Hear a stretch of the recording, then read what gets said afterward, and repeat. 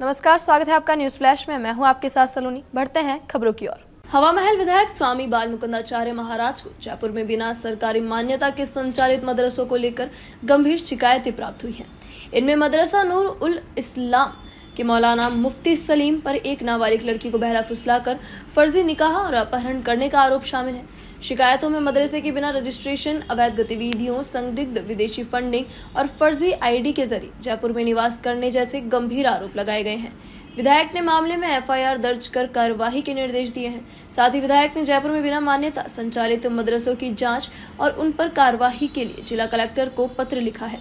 उन्होंने कहा कि धार्मिक संस्थाओं की आड़ में आपराधिक गतिविधियां किसी भी स्थिति में बर्दाश्त नहीं की जाएगी। मदरसों को लेकर कई शिकायतें हमें प्राप्त हो रही थी। मुस्लिम समाज के द्वारा ही शिकायत में प्राप्त हुई है, लिखित में शिकायत प्राप्त हुई है और ब्रह्मपुरी थाने में इसका एक शिकायत लिखी भी गई है। शिकायत यह है, बच्ची के माता पिता का यह कहना है कि 22 साल की बच्ची को 47 साल का मौलाना जेपी कॉलोनी नूरानी मस्जिद के मदरसा जो अवैध रूप से चलता है, कोई लाइसेंस नहीं है, कोई कागज नहीं है, वह मदरसे में मौलाना साहब एक बच्ची को लेकर भाग गए।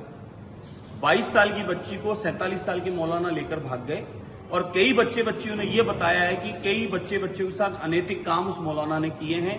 कईयों को डराया धमकाया है, कईयों को जान से मारने की धमकी दी है और कईयों को वीडियो वायरल करने का भी धमकी दी है। ये एक शिकायत नहीं है, अनगिनत मदरसों की शिकायत है, मुस्लिम समाज के द्वारा शिकायत है, मुस्लिम बच्चों के द्वारा शिकायत है। और ये प्रमाण है कि बच्ची के माता पिता बच्ची को बरामद करना चाहते हैं तो उसे जान से मारने की धमकी दी जा रही है।